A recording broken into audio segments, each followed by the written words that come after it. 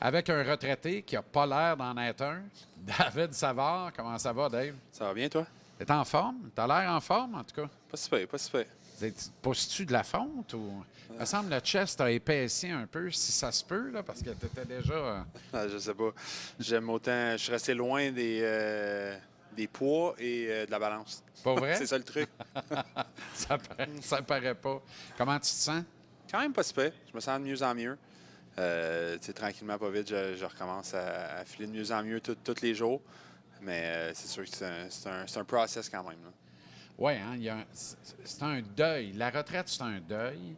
Puis on dit que ça se fait en plusieurs étapes. Je ne sais pas si tu le vis comme ça, puis où tu es rendu justement dans ce processus-là, là, mais. Mais c'est sûr que ta tête tourne un peu dans toutes les directions, à savoir justement si on s'embarque dans quelque chose, si tu sais, un peu.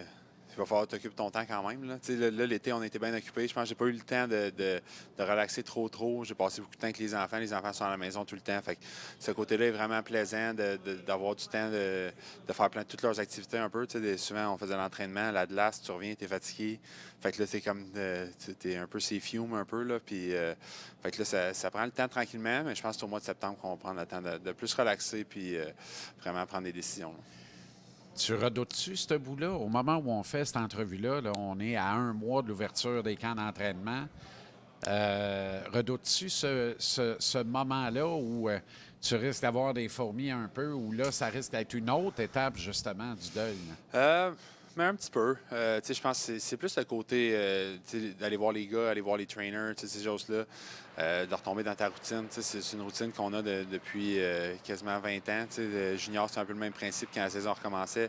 Tu vas à l'aréna, tu te poses pas de questions, puis ça occupe ta vie au complet. C'est sûr que ça va faire extrêmement différent. La journée que les enfants rentrent à l'école, puis je suis pas besoin d'aller à l'aréna, ça va faire bizarre. Mais en même temps, c'est ça. J'essaie de me préparer tranquillement. Puis je sais que ça va être une transition qui va y avoir des moments un petit peu plus difficiles dans le sens que tu vas te tourner les pouces puis tu vas te demander c'est où je m'en vais en ce moment. Mais ça fait partie un peu de cette transition-là là, que je suis en train de faire. Quand tu as annoncé que c'était terminé puis que tu te retirais, tu as émis le souhait de rester proche de l'organisation du Canadien puis tout ça. Où est-ce qu'on en est avec ça? Y a-t-il eu des discussions en ce sens-là sur le rôle que tu pourrais peut-être occuper au cours de la prochaine saison? Oui, il y a eu des discussions. Tu sais, il n'y a eu pas de décision de prix d'un côté ou de l'autre. Tu sais, je pense que les deux, on reste ouverts à trouver un terrain d'entente dans le sens que si ont besoin de moi et tout. Tu sais, comme j'ai dit dans le passé, nous, on a décidé de rester à Montréal. On a adoré ça. Puis, tu sais, je pense qu'on va voir si ont besoin de mes services aussi. Puis, il faut que ça marche des deux côtés. Tu sais, je pense que c'est le même principe pour eux. Ils ne peuvent pas engager n'importe qui, juste à ce jeu pour l'équipe, ces choses-là. Mais c'est sûr que j'aimerais ça, ça me garderait occupé aussi, de venir voir les gars, puis essayer d'aider l'équipe. Puis on va voir si c'est quelque chose qui est possible. Mais on a eu des discussions cet été, puis on va voir justement, on prend le temps qu'il faut pour prendre la bonne décision des deux côtés, là. Mais ton intention, ton intérêt serait de rester proche des boys puis rester proche de la chambre quelque part, là. Oui, mais je pense que ce serait le fun aussi de continuer de les aider, tu sais, par ton expérience, ces choses-là. Tu sais, je vais continuer de voir les gars, peu importe si tu travailles pour l'équipe ou non. Tu sais, je pense que tu as appris à. Tu vas aller souper avec les gars, les up and down, on va continuer d'écouter les matchs, ces choses-là. Fait que, tu sais, on va voir un peu si ces choses-là se transportent dans un rôle qui pourrait aider l'équipe. Mais tu sais, peu importe ce qui se passe, comme je dis, je vais continuer d'essayer d'aider les gars de la façon que je peux.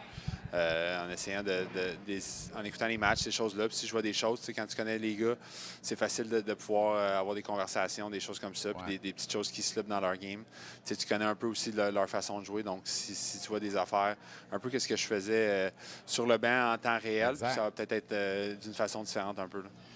Comment tu as réagi quand tu as appris que le Canadien venait d'acquérir Noah Dobson dans une transaction assez fascinante quand on y pense, là, parce qu'on n'a pas l'impression que Kent Hughes s'est beaucoup déshabillé pour acquérir un gars de la trempe de Dobson?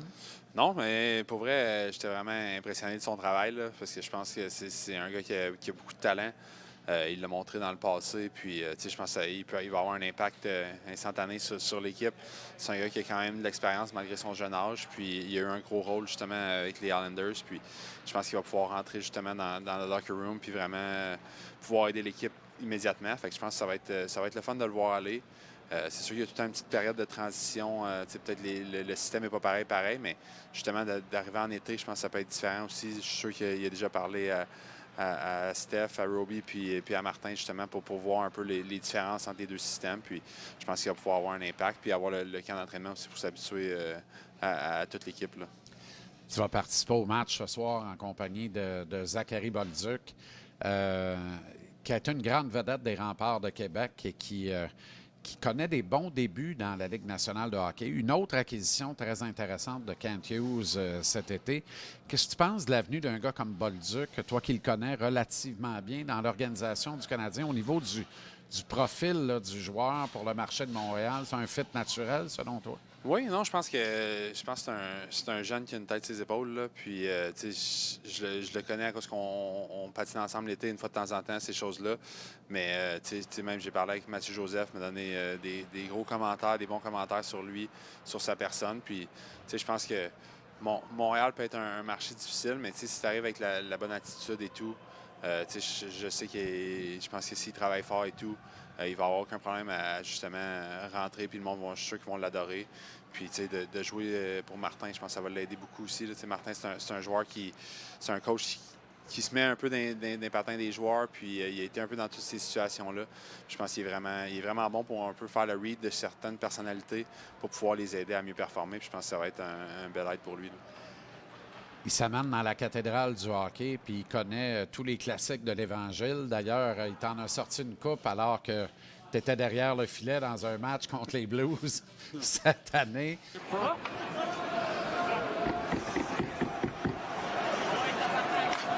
Alors, il y a le fit puis il y a le profil pour le Canadien. Oui, il est déjà prêt. Il est déjà prêt un peu à être fâché au Centre Bell. Fait en espérant qu'il le dise pas trop souvent, puis que ce soit au contraire quand il fait des bons jeux, des choses comme ça.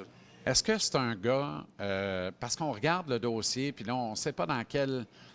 on espère Kirby Dach en pleine forme est capable de répondre des attentes qu'on a placées en lui. Il y a Alex Newhook. On dirait qu'il y a comme un comité de joueurs de centre potentiels. J'ai envie d'amener Bolduc dans cette conversation-là parce que c'est un gars qui peut tirer son épingle du jeu au centre. Est-ce que pour toi, il devient un candidat pour jouer au centre chez le Canadien? Oui, mais je pense que c'est un peu le plus beau côté un peu de l'équipe en ce moment. Je pense qu'il y a quand même des beaux spots il n'y a rien de défini à part peut-être la première ligne. Mais je pense que le reste, il y a des opportunités justement pour des jeunes joueurs de pouvoir aller chercher du temps de glace, des responsabilités, des choses comme ça.